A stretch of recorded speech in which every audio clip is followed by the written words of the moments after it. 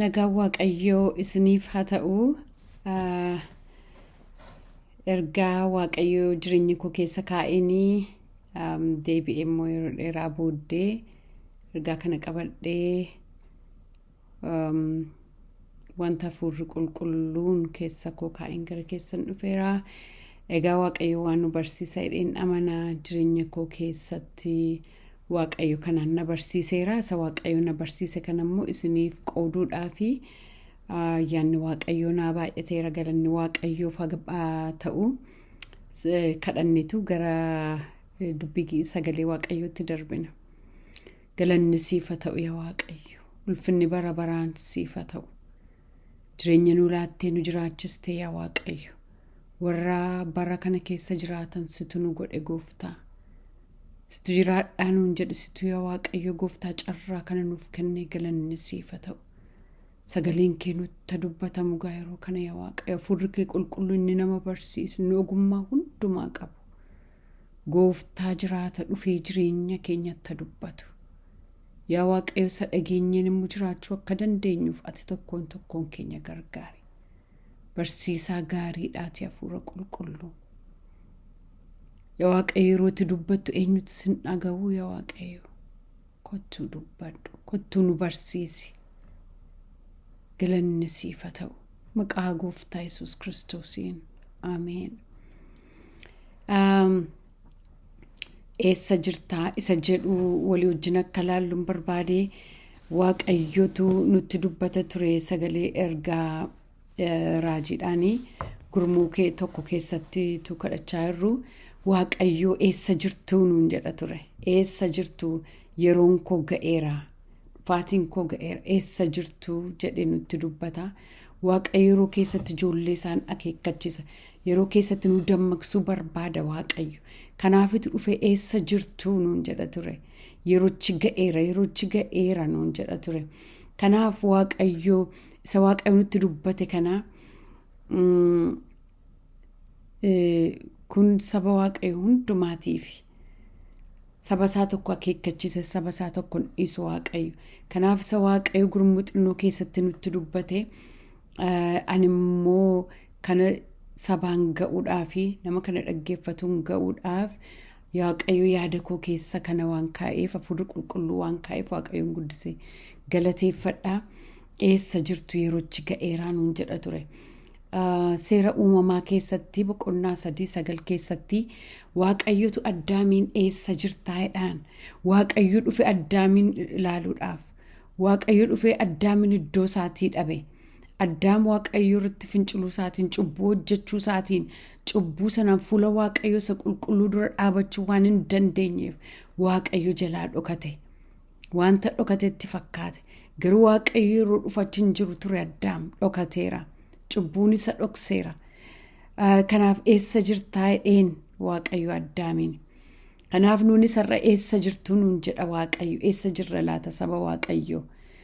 Waaqayyo wajjin jirramoo yaada Waaqayyo keessa jiraachaa jirramoo akeeka Waaqayyo keessa jiraachaa jirramoo yookiin akka Addaam cubbuutti kufnee dhokannee jirra laata. Kanaaf Waaqayyo yeroon koo dhiyaateera. Barichi xumuramuuf dhiyaateera. Kanaaf eessa jirtuu nuun jedha har'a. Haalleluuyaa.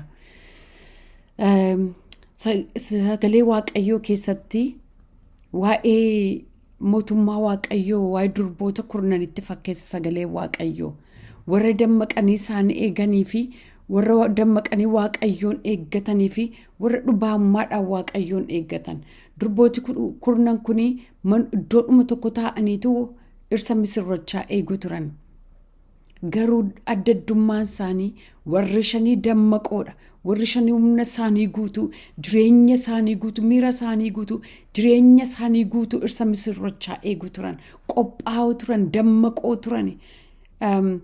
Cuunfaa ibsicha hunda isaaniitu baatee jira ture.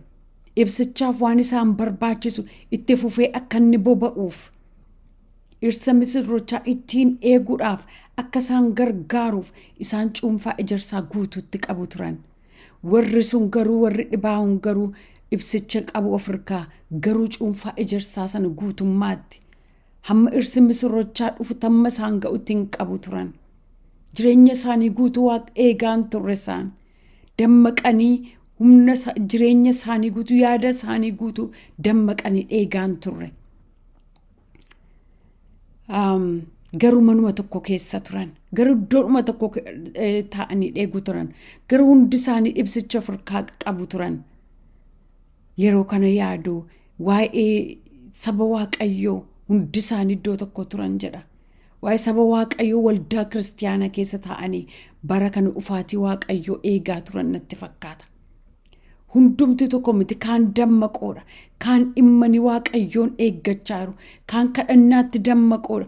Kaan sagalee Waaqayyoo dubbifachuudhaan isa Waaqayyoo akeekkachiisa Waaqayyoo eeguudhaanitu Gooftaa Yesuusin dhufaatii isaa eeggachaa jiru. Kaan immoo rafanii jiru ta'a. Kaan immoo yookiin cubbuutti kufaniiru ta'a. Kaan immoo dagataniiru ta'a. Garuu hundumti waldaa kiristaanaa keessa ta'a. Hammamtu dammaqee jira laata waldaa kiristaanaa keessa? Waldaa kiristaanaa hinuma dhaqna.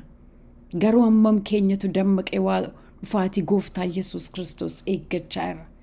Jaroonni sun ibsaa sana ofirraa qabu turan. Ibsaan dubbii sagalee Waaqayyooti. Eeyyee hin baranna. Yeroon waldaa dhandhee hin baranna. Ibsicha qabna. Garuu humnicha sana, hafuura qulqulluu sana, dhadhaa ejersaa isa ta'e, dibata sana, ayyaana sana, humna sana sanuu dammaqsuu danda'u. Humna sana sattiin isa eeggachuudhaaf nu gargaaru sana, humna sana hafuuricha garuu hin qabnu ta'a. Har'a Waaqayyo garuu nu dammaqsuu barbaada. Har'a isa dhageenye dubbicha duwwaa ofirratti qabannee jirra yoo ta'e. Har'a ayyaana Waaqayyo humna isaatiin nu guutuu barbaada. Waaqayyo ayyaana isaatiin nu gonfuu barbaada. Dibaticha ofirratti akka nuyi qabaannu, cuunfaa ejersaa sana isa humna nuu ta'u, isa nu dammaqsu, Waaqayyo isa nuuf kennuu barbaada. Nu dammaqsuu barbaada. Riba keenya keessaa nu kaasuu barbaada Waaqayyo. Kanaaf nutti dubbata Waaqayyo yeroo kana. Haaleluyyaa. Maqaan isaa eebbifamu. Yeroo dhirsi misirrochaa dhufutti garuu warri dhadhaa ejersaa guutummaatti qabanii isaan dhirsa misirrochaa simatanii. Warri sun garuu dhadhaa ejersaa sana barbaaduudhaaf ba'anii yeroo deebi'anitti balballitti cufameera. Warra balballitti cufamu akka nu hin taaneef Waaqayyo nu haa gargaaru. Haaleluyyaa. Egaa gaafa 13tti gabu egaa guyyicha yeroochas hin beektanii dammaqaa jedha. Maal jedhaa? Guyyicha dhufaatii isaa hin beektanii. Akka inni dhufu beeku turan durbooti sun. Garuu yeroo inni itti dhufu hin beekan turani. Nuunis akkuma kana jechuudha. Guyyicha yeroochas hin beektanitti dammaqaa nuun jedha Waaqayyo. Dammaqaa yeroochi dhiyaateera. Dhufaatiin isaa ga'eera. Dammaqaa nuun jedha. Egaa sagalee Waaqayyo akka nuyi dammaqnuuf maaliin nu akeekkachiisa? Sagalee isaarraa maal nutti dubbata Waaqayyo? Maaliin akka dhufaatiin Kiristoos nutti dhiyaate barra? Mallattoo baay'eetu jira sagalee Waaqayyoo keessaa. Wanti inni nuuf kaa'e akka nu ilaallettiin of eeggannuuf, akka nu ilaallettiin dammaqnuuf Waaqayyo sagalee isaarratti akeekkachiisa nuuf kaa'eera. Sagalee isaarratti nuuf kaa'eera Waaqayyo. Ilaallannee akka nu ittiin adeemnuuf. Isa keessaa Maatiyos 24 ilaalla. 24:5. Mallattoo bara dhumaa. Lolaaf oduu lolaa dhaga'uudhaaf jirtoedha. Akka naanetti ilaalladha. Lolaaf oduu lolaa. Kan akkasii kun ta'uun irra jira. Kun garuu ammallee dhuma isaa mitiidha. Kun akkasii kun ta'uun irra jira. Lolaaf oduu lolaan dhageessu. Waanuma nuyi dhaga'aa jirrudha oduun lolaa. Waanuma biyya keenya keessattis, biyya adda addaa keessattis ta'aa jirudha. Sabi sabarratti, mootummaanis mootummaa irratti hin ka'a. Beelli sochiin lafaas iddoo adda addaatti hin ta'a. Raajonni sobduun baay'een hin ka'u. Namoota baay'ee in wal'aalchisu. Seera malee jiraachuun waan baay'atuuf jaalalli namoota baay'ee hin qabbanaa'an adeema. Baay'ees in wal'aalchisu. Namni hamma dhumaatti jabaatee dhaabatu garuu hin fayyaa'edha. Wangeela keessatti gana nutti dubbata Maatiyos boqonnaa 24 keessatti lolli hin baay'ata. sabi sabarratti mootummaa irratti hin kaa'e. Eeyyee lolu yoomiyyuu tureera garuu inni bara kanaa garuu adda. Jaalalli namaa hin qabbanaadha. Raajotni sobduun hin ka'u jedha. Baay'ee isaanii argaa jirramma. Baay'ee isaaniitu as ba'aa jira. Waaqayyo kanaan nu akeekkachiisa gaa saba Waaqayyo. Ximootiyoos 2:3-5 irratti immoo guyyoota gara dhumaatti yeroon sodaachisaan akka dhufu hubadhuedha. Maayidhaa guyyoota gara dhumaatti yeroon sodaachisaan akka dhufu hubadhu nuun jedha. Dubbiin kun nuuf barreeffame. Warri Waaqayyoon hin beekne waa'ee kanaayyuu hin beekane. Garuu sagaleen kun kan inni barreeffameef nuyi warra amantoota taaneef, warra Gooftaa Yesuusitti amanneef, warra mana isaatti deddeebinuuf nuuf barreeffame sagaleen kun. Hammam keenyatu kana dubbifatee ittiin qophaa'aa jirare. Namoonni ofittoo sassatoo of jajoo afuufamoo arrabsitoowwan warra abboota isaaniif haadhota isaaniif hin abboomamne galata hin qabne warra wanta qulqullaadhaan morman hin ta'uu jedha. Kana baay'ee argaa jirra saba Waaqayyoo. Kun hundumtuu ta'aa jira. Ija keenya duratti ta'aa jira kun. Namni baay'een warra galata hin qabne, warra nama rabsan, warra wanta qulqulluudhaan morman hin ta'uu jedha. Warra jaalala of keessaa hin qabne, warra araara hin jaallanneedha. Maal warra hin qabne? Warra jaalala of keessaa hin qabne, warra araara hin jaallanne. Kana biyya lafaa duwwaa keessatti argaa jirra miti saba Waaqayyoo. Mana Waaqayyoo keessattis argaa jirra. Amantoota keessattis argaa jirra. Amantoota keessatti yeroo jaalalli hir'atu, yeroo namni waliis dhiisuu dadhabu kun mul'achaa jira. Warra araara hin jaallanne, warra maqaa nama balleessan jedha. Waaqayyo nu haa gargaaru saba Waaqayyoo. Warra jaalala hin jaallanne, warra dhiifaman goone, warra maqaa namaa balleessan. Sagalee kana keessatti akka of ilaalluuf Waaqayyo nu haa gargaaru. Nuyi ta'aa laata? Kan jaalala hin jaallanne nuyi ta'aa laata? Kan maqaa namaa balleessu nuyi ta'aa laata? Kan jaalala of keessaa hin qabne nuyi ta'aa laata? Warra of hin qabne, warra namatti hin madaqne, warra waan gaarii jibban in ta'edha bara dhumaatti. Itti fufee warra dabarsanii nama kennan, baay'een dabarsanii wal kennaa jiru saba Waaqayyoo. Baay'een dabarsanii obbolaa isaanii kennaa jiru, du'atti dabarsanii wal kennaa jiru. Warra eeggannaa hin qabne, warra of arguu dhabuudhaan of bokoksan, Waaqayyoon jaallachuu caalaa warra waan isaan gammachiisu jaallatan ta'uuf jiruudha. Eewun jaallachuu jaalaa, Waaqayyoon jaallachuu jaalaa, warra waan isaan gammachiisu jaallatan. Maaltu nu gammachiisaa jira laata? Se'a bara kana. Maaltu nu gammachiisa laata? Sagalee Waaqayyoo dhaggeeffachuu moo? Sagalee Waaqayyoo dubbifachuu moo? Kadhachuu moo? Waan waa'ee Waaqayyoo hin taane teenyee ilaaluu Feesbuukii, Yuutuubii adda addaa. Isaa kan nu gammachiisu laata yeroo kana? Maaltu nu gammachiisa jireenya keenya keessatti?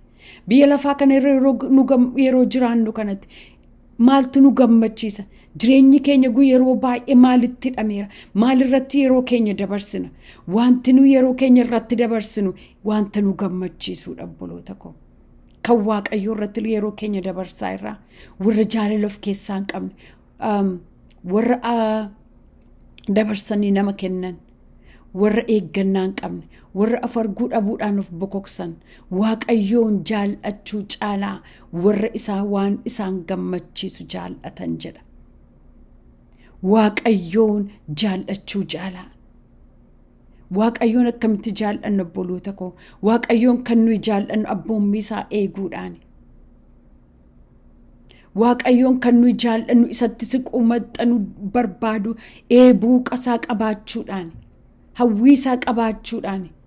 Wanta gara Waaqayyootti nu butu hojjechuudhaani. Maaltu nu gammachiisaa jira laata? biyya lafaa kanarra yeroo jiraannu maaltu nu gammachiisaa jira laata? Akka bakkeedhaan ilaala mul'atutti nama Waaqayyoo hin fakkaatu. Humna isa nama akkasii keessa jiru garuu hin ganuudha. Bakkeedhaan akka ilaalamutti nama Waaqayyoo fakkaatu.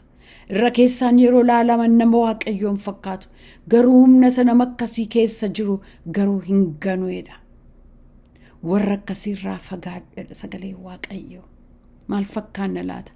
Alli keenya yeroo nu ilaalan nama Waaqayyoo ta'uu hin dandeenya.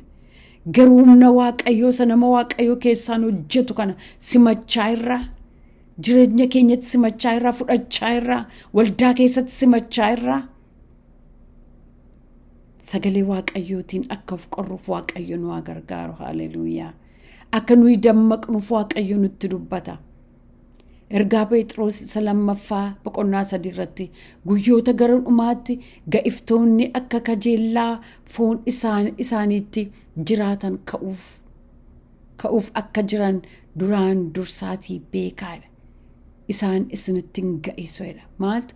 Guyyoota gara dhumaatti ga'iftoonni akka kajeellaa foon isaaniitti jiraatan ka'uuf akka jiran duraan dursaatii beekaadha.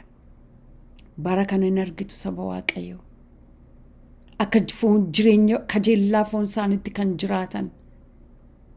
Warra wanta qulqulluudhaan xuraadha jedhan. Wanta qajeelaadhaan sirrii miti kan jedhan. Wanta dhugaadhaan dogoggora kan jedhan. Dhugaarra soba warra filatan baay'ataniiru bara kana. Kanaaf wanti nuyi arginu hundumtuu dhufaatiin Iyyasuus Kiristoos balbalarra akka jiru nuuf mirkaneessa saba Waaqayyoo. Yohaannis 1:2 irratti ijoollee yeroon kun isa dhumaateedha. Yohaannis isa jalqabaa 2:2 irratti 18 irraa akka jedhe ijoollee yeroon kun isa dhumaate Kiristoosin kan mormu akka dhufu kanaan dura dhageessaniittu. Ammas warri Kiristoosin morman baay'ataniiru. Kanaafis yeroochi isa dhumaa akka ta'e beekaadha. Warri eenyuun morman? Warri Kiristoosin morman baay'ataniiruudha. Dhuguma kun gara biyya lafaa yoo laaltan baay'een isaanii mormituu Kiristoosi. Baay'een isaanii warra Kiristoosin mormanidha. Egaa sagalee Waaqayyoo kana nutti dubbata. Sagalee Waaqayyoo kana sagalee isaa kanaan nu akeekkachiisa Waaqayyo. Maal argaa jirralee biyya lafaa kanarratti? Wanti sagalee Waaqayyoo irratti ta'e nutti dubbatame hundumtuu biyya lafaa keessatti raa'achaa jira. Yeroo baay'ee warra street preachers warra karaarra dhaabbatanii lallabannan ilaala. Baay'ee nama gaddisiisa yeroo nama laaltan. Yeroo namni ijoolleen warri mana barumsaa keessa jiran, warri karaarra jiran waan isaan jedhanii Waaqayyoon arrabsan. Waan isaan itti amanan yeroo ilaaltan dhugumaan dubbiin sagalee Waaqayyoo dhugaa akka ta'e, dhugumaan xumurrii akka ga'e, dhugumaan Kiristoos Yesuus dhufaatiinsa akka ga'e nutti mul'isa. Baay'een isaanii hin ga'isu. Baay'een isaanii meerree Kiristoos jedhu. Iyyanii waamu. Kottu mee jiraatteedha. Warra dhaabbatanii dubbii sagalee Waaqayyootti lallaban isaanitti gadheessu, isaaniin arrabsu, isaanitti tufu, isaaniin rukutu. Barichi dhiyaateera saba Waaqayyoo. Yeroon kun yeroo nutti dammaqnuudha. Yeroo nutti dammaqnee dhufaatii Kiristoos eeggannuudha. Yoo biyya lafaa laalle lolaan biyya lafaa iddoo adda addaatti utuu walirraa hin citin yeroonni biyya lafaarra dhangala'u argaa jirra. Lolli yeroonni ta'aa jiru argaa jirra. Biyya keenya yoo fudhanne argina lol maal akka ta'e. Namni garaa jabaachaa jira. Namni hamminaan guutaa jira. Jibbaan guutaa jira namni. Akkitti namni wal ajjeesullee geeddaramaa jira bara kana. Waaqayyo nu gargaaru. Egaa Waaqayyo maal nuun jedharee? Maal nu gorsa sagalee isaa keessaa? Maatiyos 24:32 irraa akkas jedha. Yesuus immoo muka harbuu fakkeenya godhadhaatii irraa baradhaa'edha. Maalirraa baradhaa? Muka harbuu fakkeenya godhadhaatii irraa baradhaa nuun jedha sagalee Waaqayyoo. Dameen isaa quqquuqee baala yommuu biqilchu bonni akka dhiyaate hin hubattuedha. Yeroo baala muka harbuu laaltan isarraa baradhaa'edha. Akkasuma isinis immoo kana hundumaa yommuu argitan akka inni balbalatti dhiyaate beekaadha. Kana hundumaa yeroo argitan akka inni balbalatti dhiyaate beekaadha. Haleluuyaa. Maal yeroo argitan dubbii sagalee Waaqayyoo keessatti inni barreeffame ta'aa utuu inni jiru yeroo argitan kana.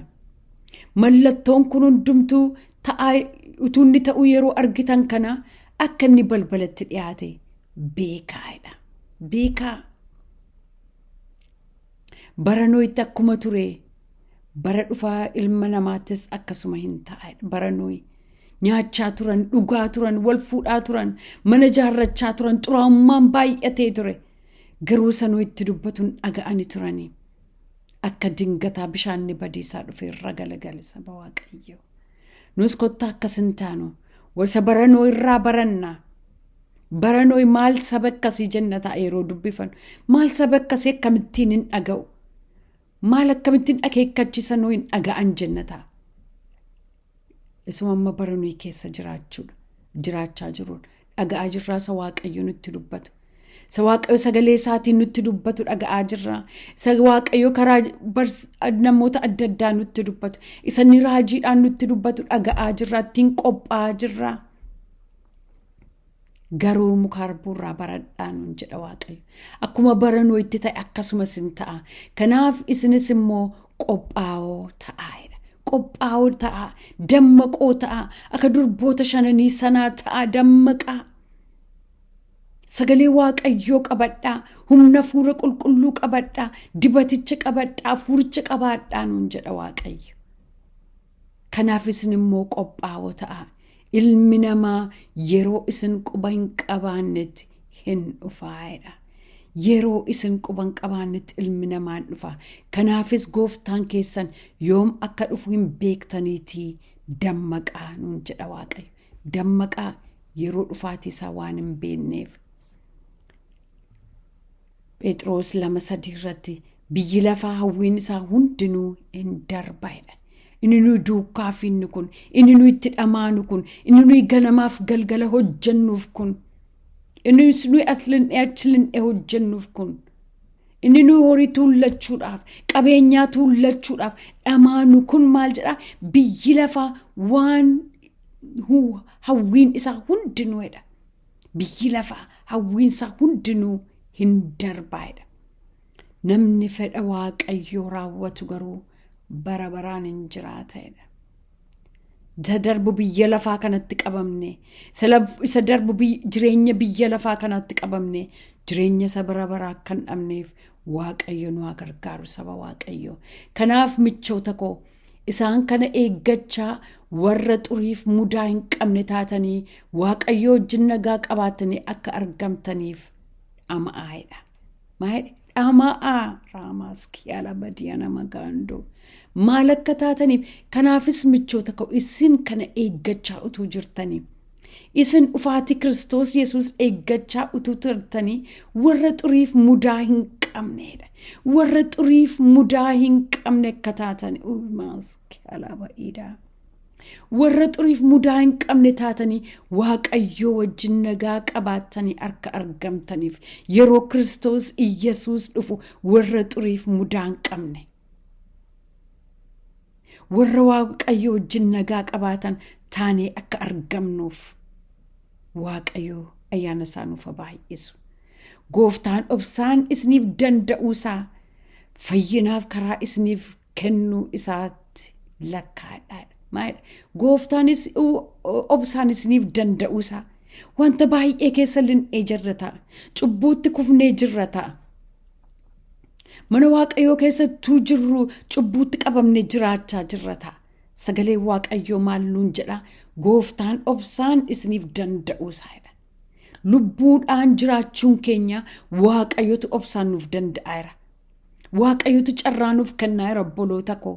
Cubbuu keessa jiraachaa jirra yoo ta'e, cubbuu shaakalaa jiraachaa jirra yoo ta'e, garuu mana waaqayyoodhuma keessa deddeebina yoo ta'e, garuu tajaajilla yoo ta'e, waaqayyo cubbuu keenyaa wajjin walii gale jechuu miti obboloota koo. Waaqayyo fayyinaaf karaanuuf kennaaira, carraanuuf kennaaira, akka nuyi deebinuuf carraanuuf kennaairaaf calluma nuun jedha waaqayyo. Gooftaan obsaan isiniif danda'uusaa fayyinaaf karaa isiniif kennu isaatti lakkaadhaadha. Obsaan isiniif danda'uu isaa fayyinaaf karaa isiniif kennu isaatti lakkaadhaadha. Obsaan kan inni isiniif danda'ee fi kan isin amma yoona lubbuudhaan jirtanii fi fooniif lubbuun keessan kan inni wal keessa jiruu fi utuu akkasitiin jiraachaa jirtanii, utuu waaqayyotti adda baatanii jiraachaa jirtanii, utuu wanta foon keessan gammachiisu duukaa fiigaa jirtanii, waaqayyo obsaan isiniif danda'u samaan fayyinaaf karaa isiniif kennu isaatti lakkaadhaadha. Haalleluuyaa, haalleluuyaa, haalleluuyaa. Galanni waaqayyoof haa ta'u. Luqaas 21 keessatti Yesuus yemmus gadhiisitti jiraachuudhaan machiidhaan Yesuustu dubbata. Gadhiisitti jiraachuudhaan machiidhaan yaaddoo jireenyaatiinis yaada garaa keessanitti ba'aa fiddanii akka kiyyoon bineensa qabuutti guyyichi sun dingata akka isinirra hin baanetti of eeggadhaa'edha. Maayidha? Gadhiisitti jiraachuudhaan jedha. Gadhiisitti jiraachuudhaan machiidhaan yaaddoo jireenyaatiinis yaada garaa keessanitti ba'aa fiddanii akka kiyyoon bineensa qabuutti ba'aa fiddanii. Akka kiyyoon bineensa qabuutti guyyichi sun dingata akka isinirra hin baane of eeggadhaa'edha. Dingata akka isinirra hin baaneef of eeggadhaa nuun jedha waaqayyo. Maayidha? Of eeggadhaa, dammaqaa, dhama'aa nuun jedha waaqayyo. Akkuma kanatti namoota guutummaa biyya lafaa irra jiranitti, biyya lafaa irra jiraatan hundumaa irra hin baawedha. Akkuma kanatti akkuma dingataa namoota guutummaa biyya lafaarra jiraatanitti akkuma dingataa hin dhufaa'u. Of eeggadhaa, of eeggadhaadha waaqayyo. Dammaqaadha. Yeroo hundumaa dammaqaa. Wanta ta'uuf jedhu kana hundumaa jalaa ba'uudhaaf, ilma namaa duras dhaabbachuudhaaf humna akka argattaniif kadhadhaadha. Haalleluuyaa. Maayidha? Yeroo hundumaa dammaqaa. Wanta ta'uuf jedhu kana hundumaa jalaa ba'uudhaaf jedha. Wanta ta'uuf jedhutu jira jechuudha saba waaqayyo yeroo Kiristoos dhufuunsaa dhiyaata. Wanta ta'uuf jedhu kana hundumaa jalaa ba'uudhaaf, ilma namaa duras dhaabbachuudhaaf humna akka argattanitti kadhadhaadha. Humna akka argattanitti kadhadhaadha. Waaqayyo dammaqaa, eeggadhaa, dhama'aa, kadhadhaa nuun jedha waaqayyo. Egaa saba waaqayyo waan nutti dubbateeran jedheen amana. Akka nuyi dammaqnu barbaada, akka nuyi filaallu barbaada, akka nuyi jireenya keenya qajeelummaadhaan xuraa'ummaarraa fagaanne, jaalala qabaanne, namaaf jaalala qabaanne, waliif dhiisaa, cubbuu keenyatti qalbii jijjiirrachaa fuula waaqayyoo duratti akka nu yeroo hundumaa wanta waaqayyoon gammachiisu malee wanta foon keenya gammachiisutti hidhamne akka nu hin jiraanne waaqayyo nu akeekkachiisa. Yeroon dhufaatii Kiristoos ga'eera. Hadammaqnu obboloota koo. Hadammaqnu, dammaqaa nuun jedha waaqayyo. Yeroon koo ga'eera, dammaqaa nuun jedha waaqayyo. Dammaqaa, eeggadhaa, kadhadhaa nuun jedha waaqayyo. Wanti biyya lafaa hundumuu darbuuf jira. Dubbiin sagalee waaqayyoo garuu hin darbu bara baraan iyyuu. Waaqayyo sina eebbisa obboloota koo. Waaqayyoon kadhannee ergaa koo nan fixaa. Waaqayyo gaariidha. Waaqayyo bara baraan jiraataadha. Waaqayyo ijoollee isaatti dubbata. Ijoolleen isaa akka badan hin barbaadu. Maaliif warra gatiidhaan bitamne waan taaneef akka nuyi dagannu hin barbaadu. Yeroo hundumaa warri dammaqanii dhufaatii Kiristoos akka eeggatan akka taanuuf Waaqayyo nu haa gargaaru hin kadhanna. Guddaadhaaf sodaatamaa kan taate yaa Waaqayyo Waaqa jiraataa. Galanniif ulfinni qubaan teessoo kee irratti siif haa ta'u yaa Waaqayyo. Nutti dubbatte gooftaa koo. Dammaqaa nuun jette.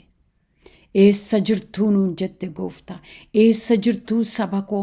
Maal hojjechaa jirtuu nuun jette gooftaa koo. Eessa jirtu jette. Akkuma Addaamiin eessa jirtu eessa jirtaa jettee gaafate. Nuunis har'a eessa jirtuu saba koo.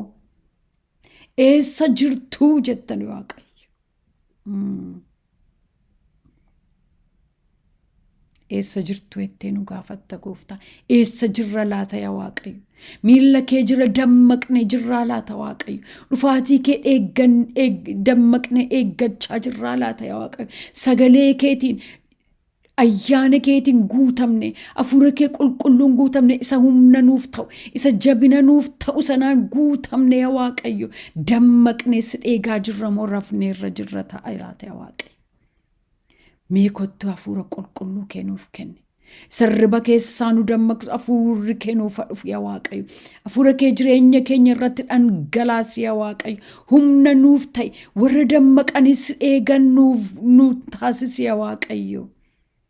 Haaleluyyaa Yesuus Kiristoos. Warra dhuftee nu dhabdu akka nu hin taaneef yaa Waaqayyo gooftaa. Yesuus. Waaqayyo paradila ayya diala bagaya nama dia gooftaa. Isha bala dia nama gandora kroba diala bagando. Irama dia nama gaya Waaqayyo. Marugas kia laba aduna magandora laba dia. Rimas kia laba ida Waaqayyo. Ikroma dia nama gandora laba dia. Ya Waaqayyo gooftaa yeroo kana sin kadhadha. Saba ya Waaqayyo mana kee keessa jiran. Ya Waaqayyo gooftaa garuu warra dagatan. Garuu ya Waaqayyo cubbuun jireenya isaanii keessa ya Waaqayyo gooftaa kan guute. Itti garuu adda ba'u kan dadhaban, jajjabaachuu barbaadanii sitti maxxanu sitti siquu barbaadanii kan dadhaban maqaa Yesuus Kiristoosiin ayyaanni kee isaaniif baay'atu. Ayyaanni kee inni butee isaan baasu yaa Waaqayyo haa dhufu amma. Gargaarsi kee Waaqarraa isaaniif haa dhufu Yesuus. Shaba dia laba gandora laba dia plora iska dia. Irama dia nama gando Yesus. Ya Waaqayyo daganne jirra yoo ta'e akka durboota gowwoota sana daganne jirra yoo ta'e maqaa Yesuus Kiristoosin hafuurota ogeessa nu godhu nuuf kenni yaa Waaqayyo. Hafuura nu dammaqsu nuuf kenni yaa Waaqayyo. Barabaraan ulfinni siif haa ta'u. Barabaraan qubaan siif haa ta'u. Ijoollee keetu akeekkachiisni hin darbitu gooftaa. Ijoollee kee yeroo hundumaan akeekkachiista abbaa gaariidhaati galanni siif haa ta'u. Waaqayyo sagalee kanaan nama tokko jajjabeessiteet, nama tokko dammaqsiteet ta'een amana yaa hafuura qulqulluu. Sagaleen kee akkasuma waan hin dhufneef galanni siif haa ta'u yaa Waaqayyo. Barabaraan maqaan kee haa eebbifamu. Yesuus Kiristoos galanni siif haa ta'u. Warra dammaqanii dhufaatii kee eeggatan, warra qilleensa irratti sisamatan nu godhi yaa Waaqayyo. Haleluuyaa. Barabaraan ulfaadhu. Maqaa Yesuus Kiristoosiin. Ameen. Waaqayyo sina eebbisu saba Waaqayyo. Waaqayyoof galanna ta'u. Egaa Waaqayyo lubbuu tokkotti dubbateera jedheen amanaa. Sagaleen Waaqayyo akkasumaaf hin dhufu. Sagaleen kun yoo sin jajjabeesseera ta'e namaaf qoodaa namaaf hiraa. Waaqayyo ammayyaanni Waaqayyo yeroo naa baay'atutti wanta haaraa yeroon wanta ergaa biraatiin immoo yeroon dhufu akka argattanii fi subscribe gochuun irraanfatinaa akka sanaan akka argattaniif jechuudha. Waaqayyoof galanna ta'u. Waaqayyo gaariidha. Abbaa gaarii qabna. Waaqayyo keenya jiraataadha. waaqayyo keenya bara baraan jiraataadha. Haleluuyaa. Nu fudhachuuf immoo hin dhufa. Dhiyootti hin dhufa Yesuus. Maranaataa. Ameen.